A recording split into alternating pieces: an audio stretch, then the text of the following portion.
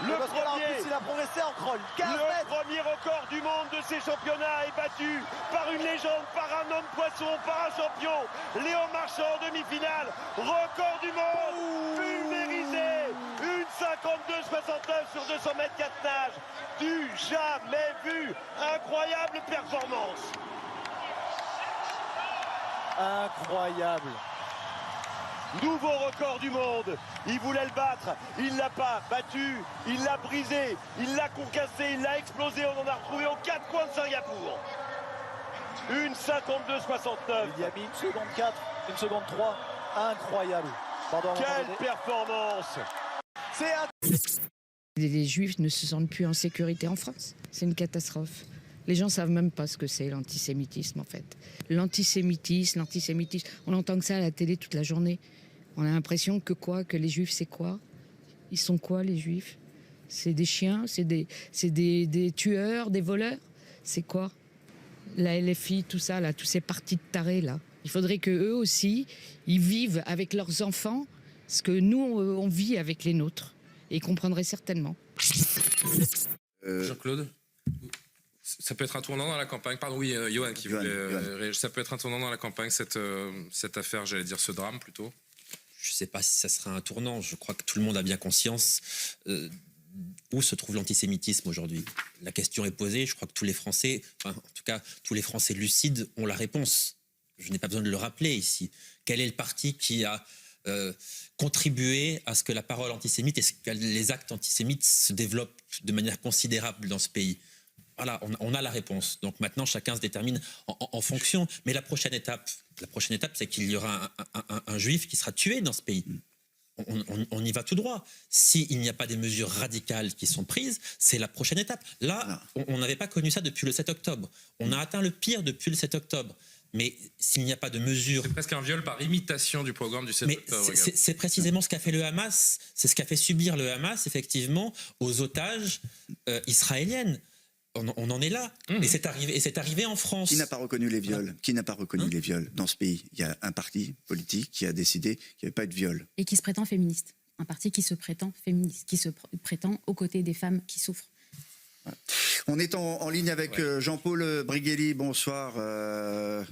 Bonsoir d'être avec nous, d'avoir veillé. Vous êtes enseignant, essayiste, vous êtes du côté de Marseille.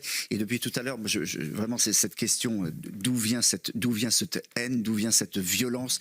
Vous savez quelle est la réponse, hein, on en a parlé, la réponse d'Emmanuel Macron, c'est 1 heure d'échange la semaine prochaine sur l'antisémitisme. Donc on est vraiment, on semble à milieu d'apporter une réponse. Et on va lire ce qu'a dit précisément Emmanuel Macron. Un conseil des ministres. Un temps d'échange sur la lutte contre le racisme et l'antisémitisme dans les écoles et collèges, c'est ce qu'il a demandé à sa ministre. Et on se demandait, et Jean-Claude le soulevait tout à l'heure, mais est-ce que ce sera possible? Est-ce que seulement ce sera possible? Vous êtes spécialiste de ce qui se passe dans les salles de classe, comptez sur vous pour nous répondre. Alors, il faudrait déjà signaler à cet homme sans enfant que actuellement à l'école, à part à l'école primaire, il n'y a plus personne. Hein, les collèges ont passé le brevet, les lycées passent le bac. Bon, ça, c'est une première chose. Deuxièmement, vos invités ont dit l'essentiel. Hein. Je voudrais juste rappeler ce qu'expliquait Georges Bensoussan, d'ailleurs, il y a déjà quelques temps, selon lequel certains dans ce pays ont tété l'antisémitisme avec le lait de leur mère. Hein, c'est à cela qu'il faut penser. Et dernier point, j'étais samedi à Paris, j'ai vu dans la manifestation anti-extrême droite un nombre sidérant de drapeaux palestiniens, comme si la Palestine était devenue une valeur morale. J'imagine que, comme cela vient d'être dit, ce qui s'est passé le 7 octobre devient un modèle, en quelque sorte, d'action. Mais Monsieur Briguelli, simplement, dans les salles de classe, ça sera possible ou pas d'en parler, simplement, de l'antisémitisme? On sait déjà qu'on a abandonné une partie du programme sur la Shoah. J'adore le terme d'échange. On va échanger quoi face à des gosses qui très souvent vous disent des juifs, il y en a trop. Demandez-leur d'ailleurs combien il y a de juifs en France, ils vous diront qu'il y en a aux alentours de 10 millions. Hein. La réalité, c'est 600 000. Bon, c'est la version haute, M. Briguelli, on est plutôt sur 400 000. Voilà. Il faut bien comprendre, c'est qu'il y a un discours qui s'est instauré depuis plusieurs années maintenant, et qui favorise effectivement l'antisémitisme au quotidien. On traite les gens de juifs, même sans le savoir. Je ne sais pas comment ils savaient ce qu'apprécie à Courbevoie que la petite fille appartenait à une famille juive, mais on traite les gens de juifs parce que c'est l'injure de base. Juif, vous voulez, voilà. Il faut bien voir qu'il y a un antisémitisme qui s'est répandu dans certaines communautés, qui n'appartient pas, franchement, je veux dire, à la frange extrême. Monsieur Brigelli, juste une dernière question. On a bien compris que ce temps d'échange proposé par le chef de l'État, c'était un petit peu léger au regard de la gravité de la situation. Il n'empêche qu'on parle de gamins de 12 à 13 ans qui ne sont pas nés antisémites. Ça, j'espère qu'on en a tous bien conscience, mais qui le sont devenus. Comment est-ce qu'on peut changer les mentalités de cette jeunesse conditionnée autrement que par une heure d'échange en classe ? Peut-être en changeant complètement l'éducation nationale, mais ça, c'est pas à la portée de Nicole Belloubet. C'est à la portée de qui ? Du prochain qui aura les tripes pour reprendre le système à la base et renverser la table. Merci. Merci de nous avoir... Oui, alors Jean-Claude. Il a raison, il y a des choses qu'on tolère depuis des années en classe qu'on ne devrait plus tolérer depuis fort longtemps.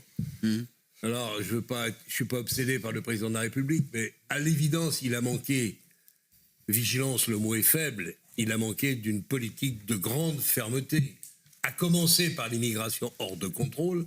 J'ai vu quelque part, je ne sais pas si c'est exact, que c'est sous son mandat, il y a eu le plus grand nombre de clandestins entrés sur le territoire national. Manquer d'une fermeté vis-à-vis de ce problème, ça voulait dire quoi ? Ça voulait dire que d'essayer d'éviter quand même de transposer de manière extraordinairement dangereuse le conflit du Proche-Orient au sein de notre société. Ça voulait dire aussi qu'il fallait se doter des moyens d'une autre philosophie pénale, d'une autre philosophie,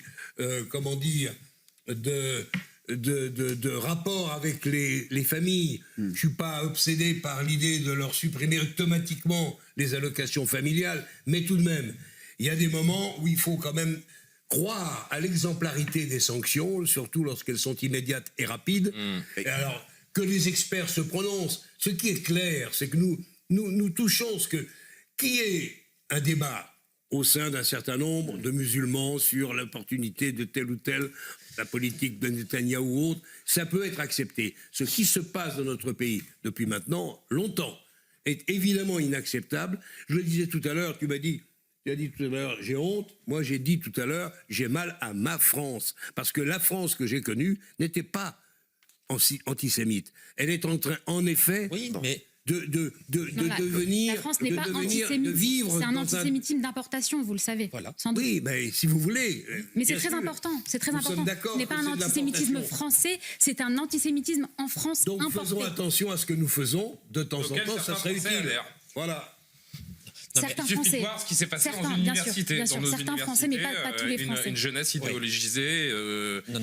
D'accord, mais je vous rejoins tout à fait. Moi, je dis souvent sur ce plateau, vous le savez, que nous avons créé nous-mêmes les conditions de notre propre malheur. Et c'est une réalité. Ça concerne l'antisémitisme, qui est en grande partie importé. On peut se voiler la face si vous voulez. Emmanuel Macron dit que cet antisémitisme, il est inexplicable. Non, il est tout à fait explicable. On l'explique en partie par une immigration de masse, parce que l'islamisme a gagné du terrain dans ce pays, et plus l'islamisme progresse, plus l'antisémitisme progresse, et plus les juifs sont en danger. Ça n'explique pas tout. Il y a de l'antisémitisme d'extrême droite, mais celui-là est vraiment résiduel, pour reprendre le mot de Jean-Luc Mélenchon. C'est pour ça qu'on parle de nouvel L'antisémitisme d'extrême droite, il est résiduel. L'antisémitisme d'extrême gauche, l'antisémitisme islamiste, lui, il n'est pas résiduel, il est massif. Je pense notamment au phénomène des racailles, par exemple, en France, qu'il n'y a pas dans bien d'autres pays dans le monde.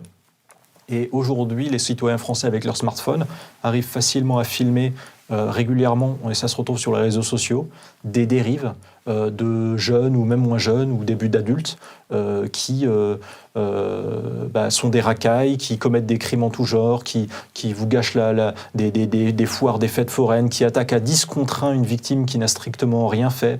D'ailleurs, c'est marrant quand on entend en général des politiciens dire... c'est la mode en ce moment depuis quelques mois. C'est la faute des réseaux sociaux, c'est la faute des jeux vidéo.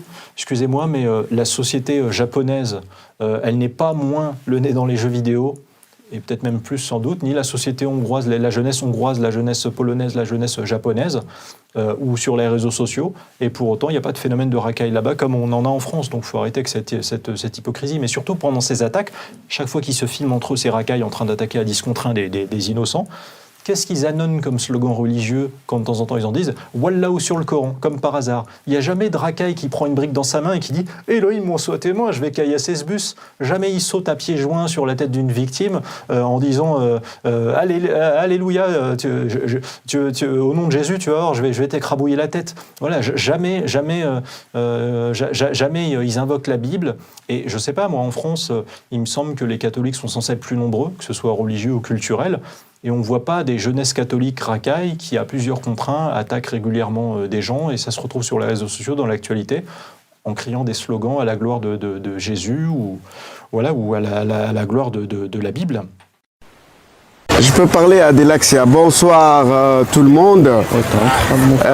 Voilà, moi je suis un ex-musulman. Je suis un ex-musulman. Je connais très bien l'islam, ça fait 15 ans que j'étudie l'islam bien, le Coran, les hadiths, Sira Nabawi et tout. Youtubeur, ça fait 15 ans en arabe. Écoutez, من بدل دينه يقتل. Al-Qardawi, il a dit s'il n'y avait pas Hadd al-Ridda, l'islam est disparu depuis le début de l'époque de Mohammed. Et aussi le verset 533, c'est aussi Hadd al-Ridda. Ok, laissez-moi parler s'il vous plaît. S'il vous plaît, je peux parler s'il vous plaît par éducation. Moi, je n'ai pas coupé. Je suis éduqué. Merci, merci.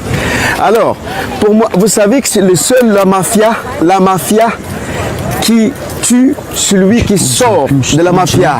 Oh, Aladdin Mao, oh, Aladdin Mao, oh, Aladdin Mao. Ok, merci. Merci Adelax. Alors vous savez que le mafia, pourquoi elle tue les personnes qui sortent de la mafia? Parce qu'il a su le secret et ils ne veulent pas qu'il va dire ailleurs. Le Cheikh Al-Azhar, Cheikh Bouzema, il a dit la même chose. Celui qui sort de l'islam, on le tue pour qu'il ne va pas dire des secrets de l'islam. Il y a 206 versets, je l'ai appris par cœur, qu'il faut tuer les chrétiens, les Français, les Américains, les Suédois, les Japonais, les Juifs israéliens. C'est clair, hein? Couper la tête, couper les mains et pieds, 533, Surat et tout, 860, terroriser la nuit de Dieu. C'est pas une religion, mes amis. Moi, je suis humain, j'aime pas la violence. Et on voit en France, chaque jour, il y a les Français pleurent leurs enfants, Matisse, Bataclan, Nice, Lola et tout. Regardez mes vidéos en français sur TikTok, j'ai parlé de ça en français. Alors, arrête, l'islam n'est pas adapté en France ni dans le monde. Et vous savez, la Chine et l'Inde, ils le considèrent comme maladie psychiatrique. C'est pas moi, c'est la Chine et l'Inde qu'ils ont dit. Et Slovaquie, Slovaquie, c'est interdit. Interdit. Et voilà, bravo la Chine, nous sommes tous la Chine, nous sommes tous l'Inde, et bravo la Slovaquie. Et moi j'ai dit en France, la France, elle doit out, islam out. Il n'est pas adapté au 7e siècle. Et merci beaucoup, merci. Peace and love. Their stories so far, but the pro-Israel response with this picture of abducted baby Kfir Bibas in front of an armed terrorist and the words "Where were your eyes on the 7th of October" has been removed from Instagram. So to find out why, we welcome Chen Mazig, Senior Fellow at the Tel Aviv Institute. Father, Father, Father, help us and some guidance from above, 'cause right now people have me questioning. Et foutez-nous la paix avec vos histoires de religion. D'accord? Faites ça chez vous, faites-vous dans votre cœur, dans votre pratique. Montrez que vous êtes bon, montrez que vous obéissez aux principes de vos religions et laissez-nous tranquilles. Laissez-nous vivre notre vie. Voilà. Il y en a assez. La France ne va pas passer son temps à discuter de religion.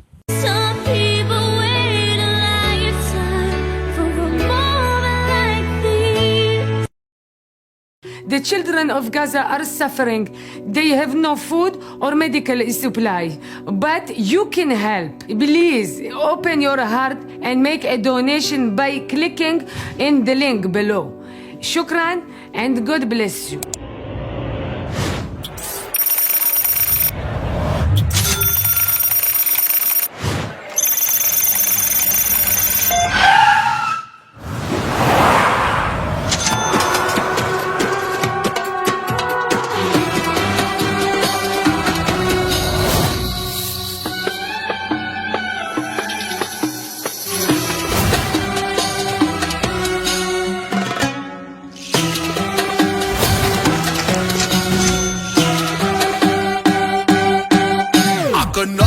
what we are brought on Gaza. Thank Allah that we are safe in the plaza. There's nothing left to eat like a Ramadan retreat. I don't really give a shit, cause I'm hanging in my sweet. Check, check, check, check out, we are dealing here with monsters. The room service wouldn't bring us lobsters. Call Maya Khalifa to play with us some FIFA and tell her to dress up like she is a nurse in chief. Dollar bills, dollar bills. My people have no water, wonder how it feels. Dollar bills, dollar bills. They have no gasoline, I just order menu wheels. Donate us money, my dog needs new Armani. Gaza sky is black, but Qatar is always sunny. Knocking, knocking on the door, fuck it's the Mossad. Chill ya baba, I just ordered sushi avocado. Dollar bills, dollar bills. Mashal is so straight, he just got himself new grills. Dollar bills, dollar bills.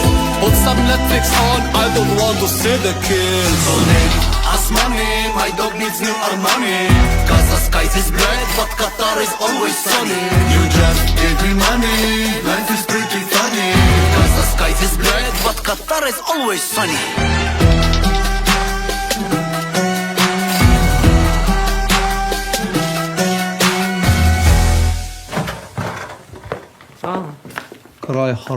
We need more money. People of the world. C'est une théorie répétée depuis plusieurs semaines par les autorités américaines. Le coronavirus n'est pas issu d'un marché de Wuhan, mais de ce laboratoire de virologie situé lui aussi dans cette ville. De quoi accréditer la thèse d'une dissimulation des autorités chinoises sur les origines de la maladie.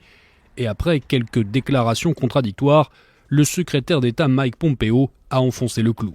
We don't have certainty, and there is significant evidence that this came from the laboratory. Those statements can both be true. I've made them both. Administration officials have made them. They're all true. Pour le moment, le monde scientifique s'accorde pour dire que le virus serait issu du monde animal et probablement de la chauve-souris. Il aurait alors muté avant d'être transmis à l'homme. Pourtant, aucune certitude pour le moment, de quoi conforter les positions de l'administration Trump, d'autant plus que Pékin refuse pour le moment la visite d'experts de l'OMS à Wuhan. Côté chinois, évidemment, on y en bloque.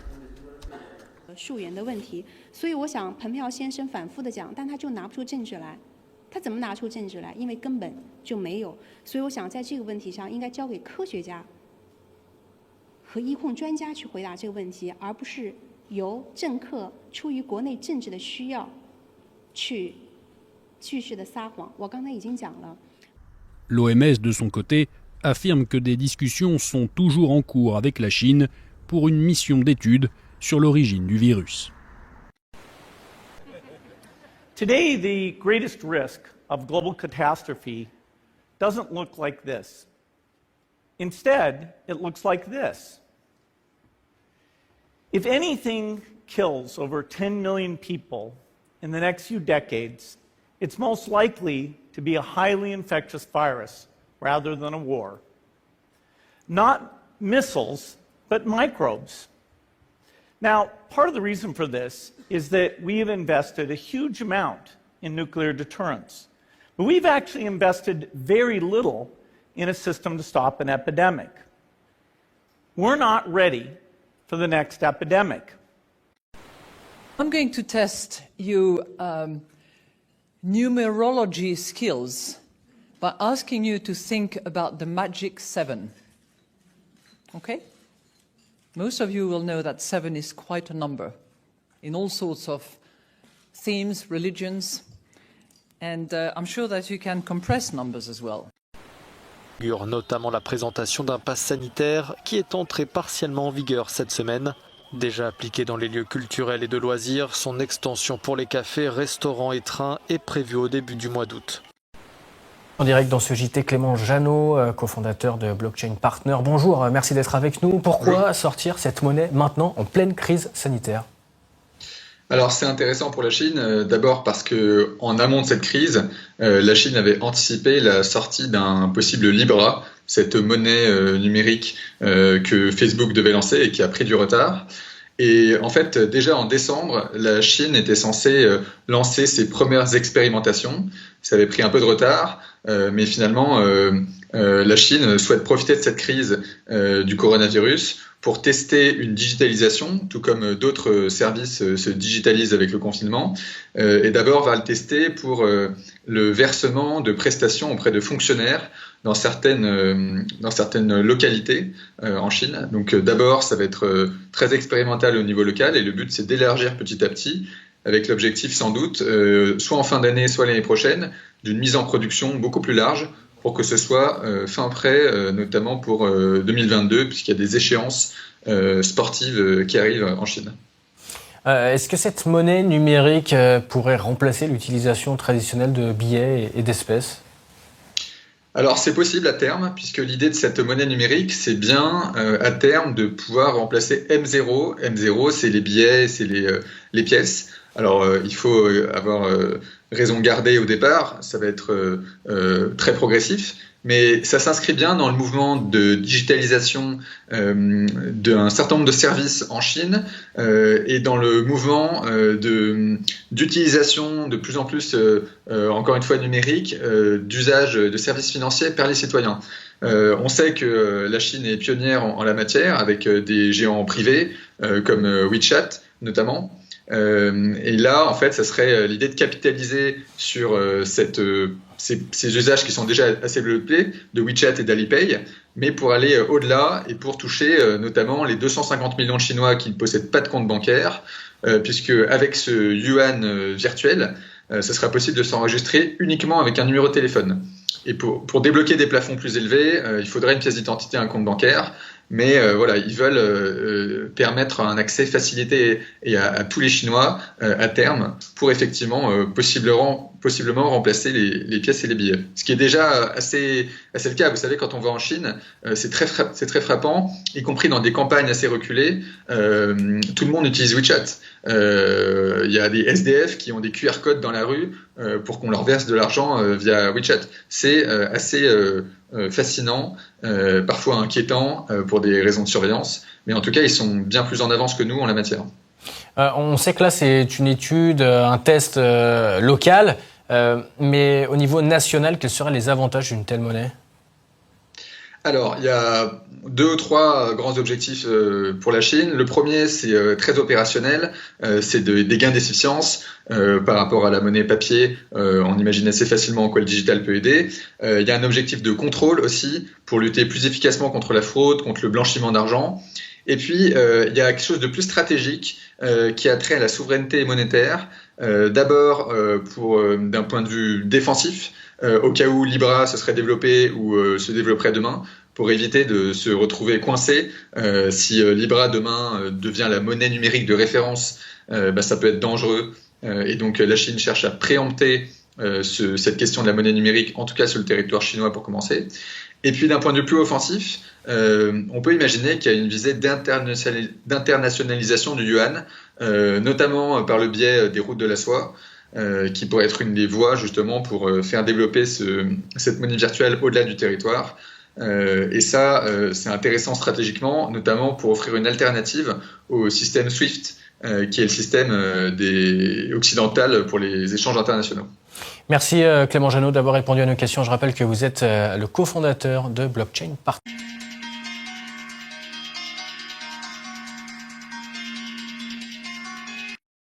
What's up, guys? It's Dwayne back again for another video, back in for reaction. And today's a great, wonderful, amazing day because it's a Eurovision day.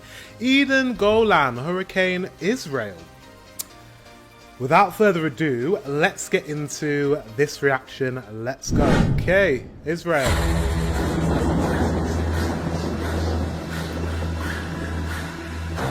I feel like this video is going to be really fierce. I can tell already. You know I can't go further without talking about the issue. The controversy. First of all, Eden, Hurricane, her song, her... I feel like we shouldn't be taking this fight to her. So the poor girl needs to be left out of it. Politics, unfortunately, is part of Eurovision. And there's going to be a lot of political voting when it comes down to Israel. And that's just the name of the game because they're literally going through a war. We saw that last year with Russia. They weren't even allowed to participate. So, yeah, Israel is. So they're going to deal with what they have to deal with as a country. Unfortunately, she's representing her country, and it is what it is. But I am going to critique this song for what it is. A song. And with that being said, let's continue.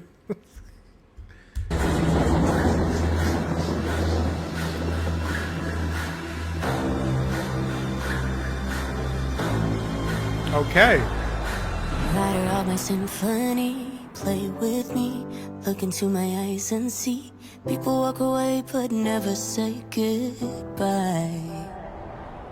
So-and-so the moon tonight, took my light, everything is black and white. Who's the fool who told you boys don't cry? The voice though. The voice box is voice boxing. She can sing. She's got vocals. Okay.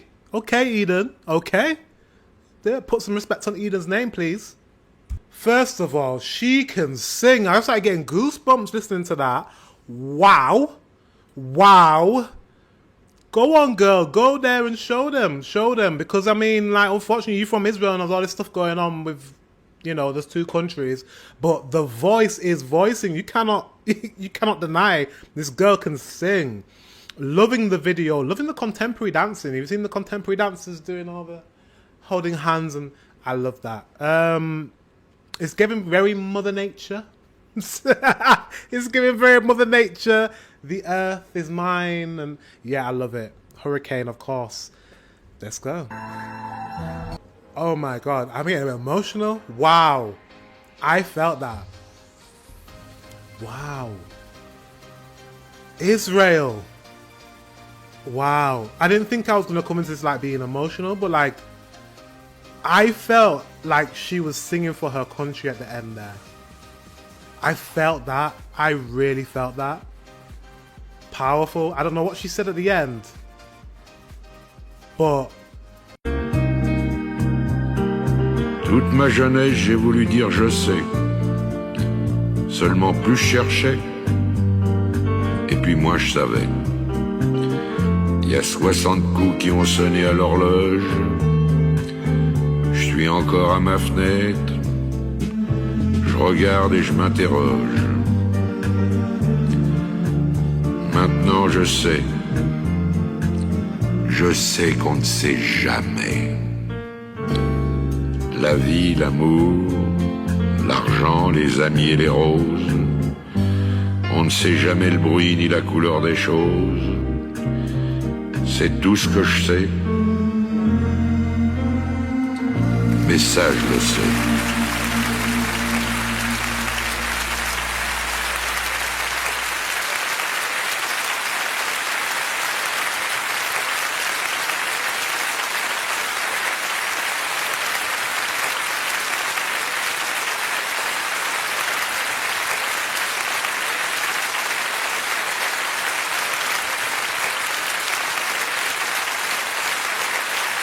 J'étais pas venu pour pleurer, moi.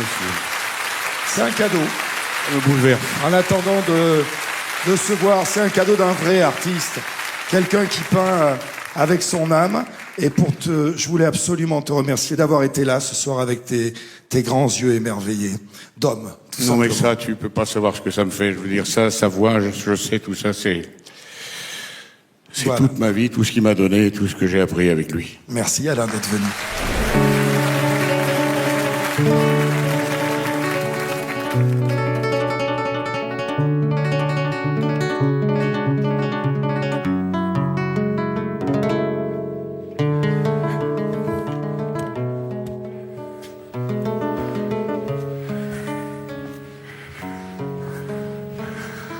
Dans mon cœur de gitan résonnent des guitares. Et les soleils d'avant rougissent ma mémoire. Les sourires de partout, quelques larmes ziganes, des parfums andalous.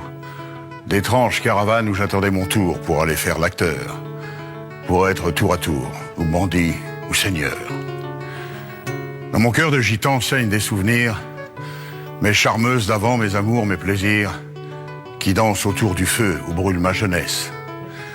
Et je revois tes yeux, ma sublime princesse, quelques bagues en or, des paroles d'honneur, des bagarres, corps à corps, et d'immenses pudeurs. Dans mon cœur de gitan, sommeil ma tribu, des voyous, des marchands, des braqueurs d'absolu, des petits frères d'âme, l'orgueil à fleur de peau qui respectent les femmes, et tatouent sur leur peau les 3 points de l'envie d'être libre avant tout, pour gueuler sans répit. Les vrais hommes, c'est nous. Dans mon cœur de gitan, il y a un patriarche, un vieux aux cheveux blancs, qui m'a appris la marche, droit devant, sans dévier du chemin qu'on se trace, sans un regard en biais, toujours vivre de face. Ce pourquoi je suis né, ce pourquoi je me bats, l'honneur, la liberté, la fierté d'être droit. Je te salue, gitan, frère de mes colères. On est les descendants, les fils d'un même père. Voyageurs, comédiens, danseurs sur une place. C'était notre destin d'être de ceux qui passent. Je veux pour testament que l'on garde après moi l'image en noir et blanc du plus simple des rois et laisser pour toujours aux enfants de mon sang les battements d'amour de mon cœur de gitan.